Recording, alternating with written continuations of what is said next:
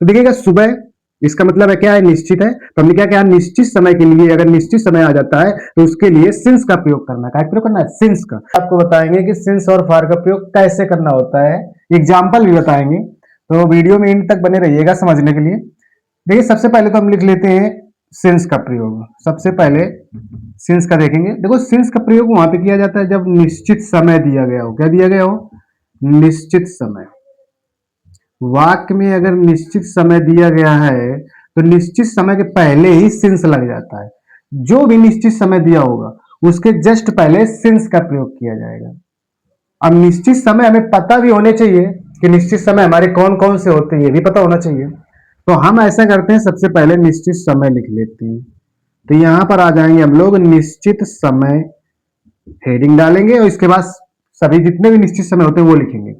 जैसे हो गया सुबह, जैसे हो गया दोपहर, जैसे हो गया शाम, जैसे हो गया आधी रात, जैसे हो गया बजे, कोई जैसे 5 बजे, 6 बजे, 8 बजे, 10 बजे, ऐसे बजे हो गया। इसके बाद जैसे दिनों के नाम होते हैं, देखो 7 दिनों के नाम होते हैं, साथ में कोई भी दिन का नाम आ जाए, सोमवार से, मंगलवार से, बुधवार से, ऐसे कुछ भी। इसके बाद जैसे महीनों के नाम, जनवरी से, फरवरी से, ऐसा आ जाए तो महीनों का कोई भी 12 महीने होते हैं, महीनों के नाम कहीं भी लिख कर आ जाए, प्रेजेंट के लास्ट वाले भाग में, पास्ट के लास्ट वाले भाग में और फ्यूचर के लास्ट वाले भाग में।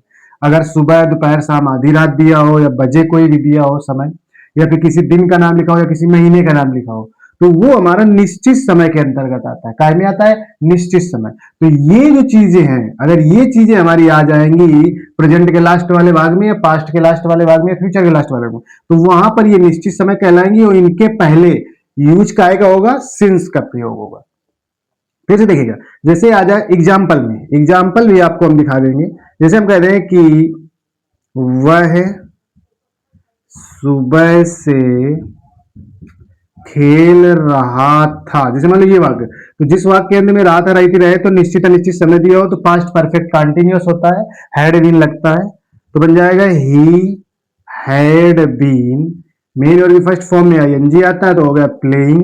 अब यहां हमें समझना है निश्चित अनिश्चित समय के बारे में। तो देखिएगा सुबह, इसका मतलब है क्या है? निश्चित है। तो हमने क्या किया, निश्चित समय के लिए अगर निश्चित समय आ जाता है तो उसके लिए सिंस का प्रयोग करना है। क्या प्रयोग करना है? सिंस का। तो यहां पर हो जाएगा सिंस मॉर्निंग, तो यहां हम लिख देंगे सिंस मॉर्निंग। तो ऐसा कोई भी समय आ जाए इनमें से, जैसे मान लो दोपहर से आ जाए तो सिंस नून, सिंस इवनिंग, सिंस मिडनाइट।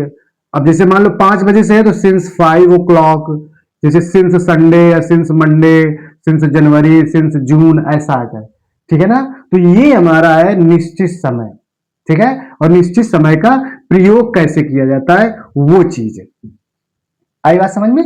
तो अब हम लोग बढ़ते हैं आगे, निश्चित समय के बाद अनिश्चित समय, इसका प्रयोग हो गया। अब हम लोग देखेंगे कि ये फॉर का प्रयोग कैसे करेंगे। तो देखिएगा जो फॉर होता है इसका प्रयोग अनिश्चित समय के लिए किया जाता है। क्या के लिए किया जाता है? अनिश्चित समय। जब प्रेजेंट के जो भाग होते हैं, पास्ट के या फ्यूचर के लास्ट वाले जो भाग होते हैं, कंटिन्यूस वाले लास्ट वाले, जैसे present perfect continuous, past perfect continuous, जैसा कि अभी मैंने बताया, तो उनमें अनिश्चित समय दिया होता है तो उसके लिए सिंस नहीं लगता, उसके लिए लगता है फॉर। तो अनिश्चित समय जो भी अगर वाक्य में लिखा होगा तो उसके जस्ट पहले हम फॉर का प्रयोग करेंगे। क्या का प्रयोग करेंगे? फॉर का। तो देखिएगा फॉर के लिए क्या क्या आता है। तो पहले हम ऐसा करते हैं, जैसे हमने निश्चित समय को समझाया वैसे अनिश्चित समय को भी समझेंगे। अनिश्चित समय जो होता है वो कौन कौन से होते हैं ये देखेंगे। तो ये बहुत ही इजी है, दिनों की संख्या। देखो अगर कोई संख्यावाचक चीज है दिन में, जैसे दिनों का नाम अगर लिखा है तो निश्चित हो जाएगा वो।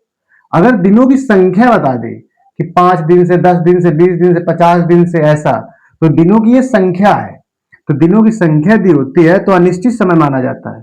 तो फिर दिनों की संख्या जो दी होगी उसके लिए क्या प्रयोग किया जाएगा? फॉर का प्रयोग किया जाएगा। ठीक है? जैसे महीनों की संख्या आ जाए, मान लो महीनों की संख्या ऐसी आ सकती है, जैसे कहते जाए वो 5 महीने से टहल रहा है, कुछ भी आ सकता है, कोई भी एग्जाम्पल आप ले सकते हैं। 5 महीनों से, 10 महीनों से, 2 महीने से, 3 महीने से, तो उसके लिए भी हम क्या लगाएंगे? फॉर का प्रयोग करेंगे, क्योंकि ये क्या हो जाता है? अनिश्चित समय होता है। ठीक है? इसके बाद घंटों की संख्या, ये तो ये वाला ज्यादा इंपॉर्टेंट है। घंटों की संख्या जैसे आ जाए, घंटों की संख्या कैसे आएगा, जैसे कह दिया जाए एग्जाम्पल में, देखो इसको, जैसे हम कहते हैं कि तुम 2 घंटे से खेल रहे हो, जैसे मान लो ये आ जाए, तो रहे हो और समय निश्चित अनिश्चित दिया हो तो वो प्रेजेंट परफेक्ट कंटिन्यूअस होता है, हैज बीन, हैव बीन। तो हो जाएगा यहाँ पे यू हैव बीन, क्योंकि यू के साथ हैव बीन लगता है, फिर मेन वर्ब की फर्स्ट फॉर्म में आईएनजी तो हो जाएगा प्लेइंग।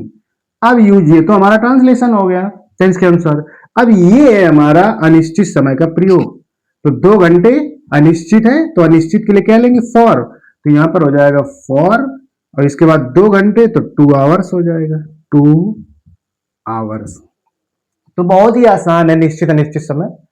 तो मैंने सोचा कि कभी कभी हो जाता है कि निश्चित अनिश्चित समय याद नहीं रहता है, ये ट्रांसलेशन, जैसे कोई टॉपिक बताया गया आपको, जैसे मान लो प्रेजेंट परफेक्ट कंटिन्यूअस टेंस बताया गया या पास्ट परफेक्ट कंटिन्यूअस बताया गया, तो टेंस के फ्लो में आप निश्चित अनिश्चित समय को इतना ज्यादा गौर नहीं कर पाते हैं।